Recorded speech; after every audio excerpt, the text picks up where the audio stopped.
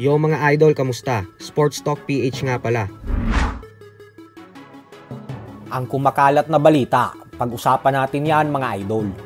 Ngunit bago ang lahat ay huwag kakalimutang mag-subscribe at i-click ang notification bell button for more sports talk.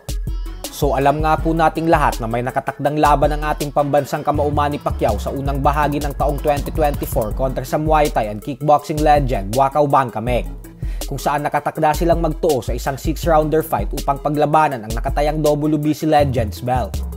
Bukod dyan ay sinabi din ni Pacquiao na sinusubukan daw nilang kausapin ang kampo ng undefeated former 5-division world champion Floyd Mayweather Jr. at ng British boxing legend Amir Khan upang magsagawa ng isang mega showdown sa December. At hindi lang po yan, dahil pinaplano din ni Pacquiao na sumabak sa 2024 Paris Olympics upang makapag-uwi ng gintong medalya para sa Philippine boxing. Kaya naman dahil dyan ay asahan po natin na magiging aktibo talaga ang ating fighting senator sa sports ng suntukan sa mga susunod na buwan. Pero ngayon nga lamang po ay alam naman nating lahat na ang undefeated knockout artist Jeron Boots Ennis na ang kasalukuyang IBF welterweight world champion. Ito ay matapos magdesisyon ng IBF na alisin ang nasabing titulo kay Terence Crawford nitong nakalipas na linggo lamang. At pagkatapos nga pong gawin ng world champion ng IBF si Ennis, ay agad namang naging usap-usapan sa mga international boxing pages ang posibilidad na magtuo si Manny Pacquiao at Boots Ennis para sa IBF world title belt nito.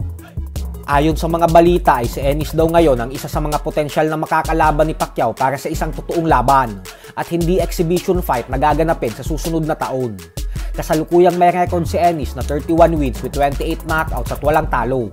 Subalit base sa reaksyon ng mga fans, ay kung totoo man daw ito ay malabo na daw manalo ang ating pambansang kamao sa kalidad ng fighter na kagaya kay Ennis, lalo pat edad na ng 45 years old si Pacquiao sa susunod na buwan. Hindi na daw wais na desisyon ang lumaban pa si Pacman sa mga ganitong klaseng fighters. Pero ganun pa man ay wala pa naman nga pong pahayag ang 8th Division World Champion patungkol sa mga pinapakalat na balita na ito ng mga international boxing pages.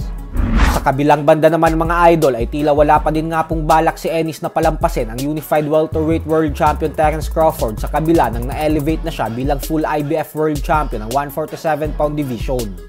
Ayon po kasi kay Ennis ay gusto niya pa din daw talagang labanan ang pinakamalalakas at malalaking pangalan ng dibisyon niya. Wala daw siyang interes na lumaban sa mga mahihinang nilalang kasi yung mga kalibel niya daw talaga ang gusto niyang makasagupa. Kaya naman kahit kampiyon na umano siya ngayon, ay target niya pa din daw talagang labanan si Terence Crawford. Ayon naman sa mga tagahanga ni Crawford ay wag daw masyadong magmamadali si Ennis na dumirekta agad sa paglaban kay Crawford. Kasi panigurado daw na maagang masisira ang professional boxing career nito. Lalo pat may edad pa lamang daw itong 26 anyos. Mas mabuti daw kung subukan muna nito ang kanyang tibay sa mga fighters na katulad kila Errol Spence Jr., Keith Thurman, Yordenis Ugas at Mario Barrios. Sports Talk PH, kakaiba ang laban ng mga Pinoy, lakas at dedikasyon ng aros na tinuon, kamaong nagbabaga ang sayo ay babaon, mga Pinoy na ating pambato.